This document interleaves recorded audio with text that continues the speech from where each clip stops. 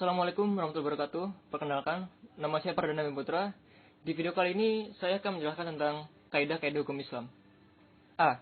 Prinsip dalam hukum Islam.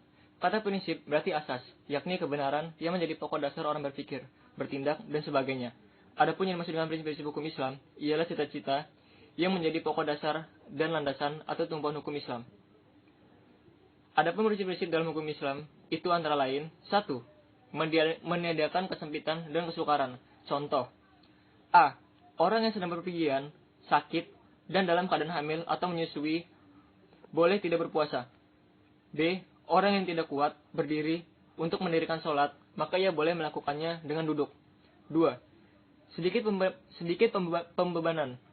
Prinsip ini mengisyaratkan bahwa pembebanan syariat atas manusia memang ada, akan tetapi syarat yang diturunkan atau dibebankan itu diterima apa adanya, tanpa mempersalahkan atau mempertanyakan yang dapat menimbulkan kesukaran dan pemberatan atas pundak mukallaf terhadap kewajiban agama yang diembannya. Prinsip ini dilandasi oleh firman Allah dalam surat Al-Maidah ayat 101. Ayat tersebut mendiskusikan kepada manusia agar dapat menahan diri daripada mempertanyakan masalah yang tidak ada ketetapan hukumnya.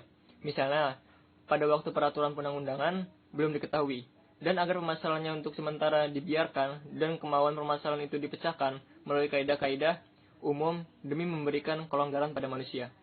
3. Bertahap dalam menetapkan hukum. Al-Quran diturunkan secara berangsur-angsur, bukan sekaligus. Sebab, mengingat potensi manusia yang sangat terbatas, hingga ketika ada ayat yang telah diturunkan, kemudian dipahami, barulah ayat lain diturunkan. 4. Memperhatikan kemaslahatan manusia.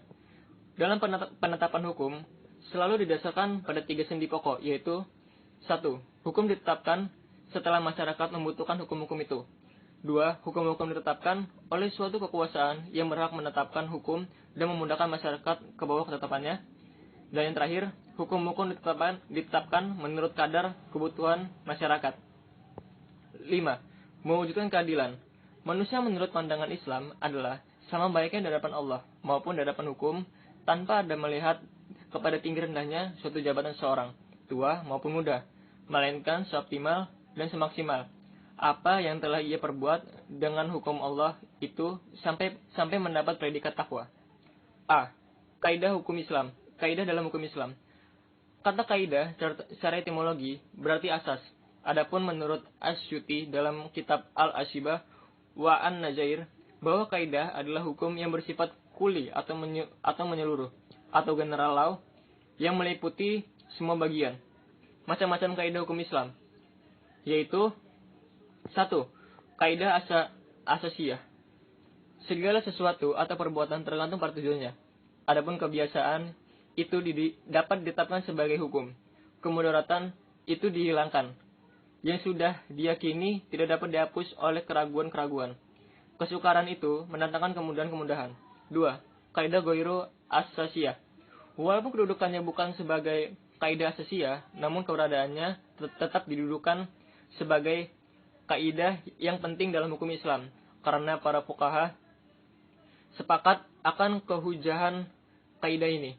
Adapun kaidah-kaidah ghairu asasiyah, ada sebanyak 40 kaidah yang dapat kita ketahui dalam kitab Al-Ashibah wa An-Nazair, karangan Imam Jalaluddin Abdurrahman bin Abi Bakar Al-Suyuti. Kemudian ditambah lagi dengan 68 kaidah yang terdapat dalam kitab Al-Majalatul Ahkamil Hadiyah yang telah disempurnakan oleh Mustafa Ahmad Az-Zarqa. A. Tujuan hukum Islam. Kajian tentang maksud atau tujuan ditetapkannya hukum dalam Islam merupakan kajian yang sangat menarik dalam usul fikih. Al-Syatibi mengatakan bahwa doktrin maqasid asy-syariah adalah kelanjutan dan perkembangan dari konsep maslahah. Tujuan hukum Islam. Maqasid, tujuan hukum Islam atau maqasid syariah. 1. Memelihara agama. 2. Memelihara jiwa. 3. Memelihara akal. 4. Memelihara kehormatan. 5. Memelihara harta kekayaan. Demikian materi yang saya sampaikan.